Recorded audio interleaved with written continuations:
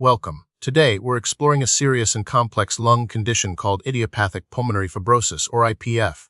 Idiopathic means of unknown cause, and pulmonary fibrosis refers to scarring of the lungs. Join us as we delve into what this disease is, how it affects the body, and what can be done to manage it. The idiopathic in IPF's key.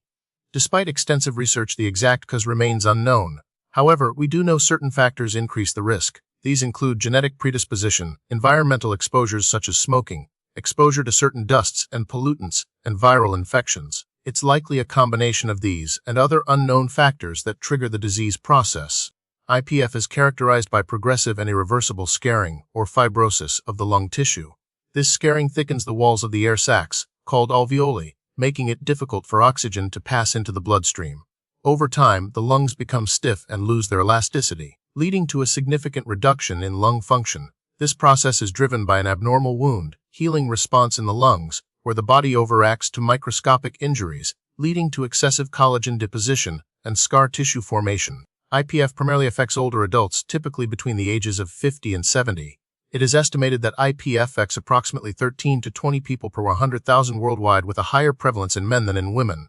The incidence of IPF appears to be increasing, potentially due to improved diagnostic methods and greater awareness of the condition. The symptoms of IPF can develop gradually over time.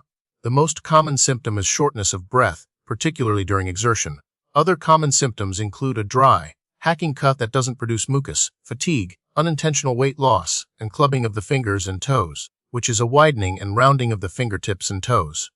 Because these symptoms can be similar to other lung conditions, it's important to seek medical attention for proper diagnosis. Diagnosing IPF can be challenging and often requires a combination of tests and procedures. A doctor will typically start with a thorough medical history, physical examination, and lung function tests such as spirometry.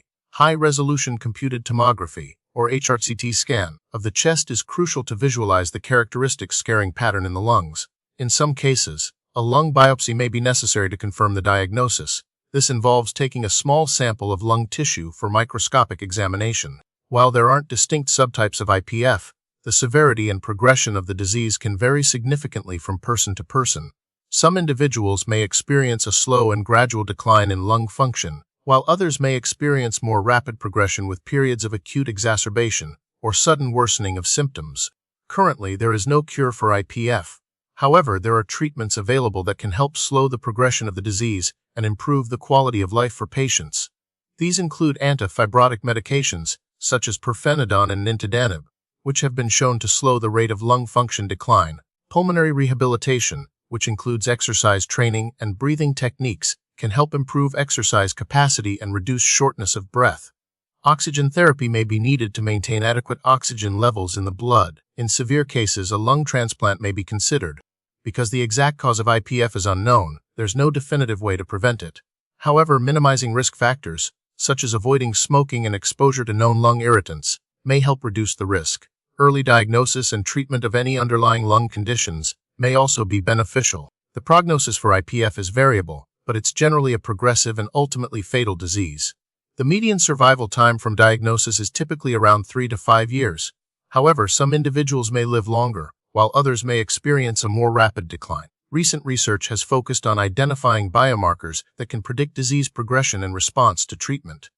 Advances in antifibrotic medications and lung transplant techniques have improved outcomes for some patients. Research continues to explore new therapeutic targets and strategies for managing this challenging condition, offering hope for improved treatments and outcomes in the future.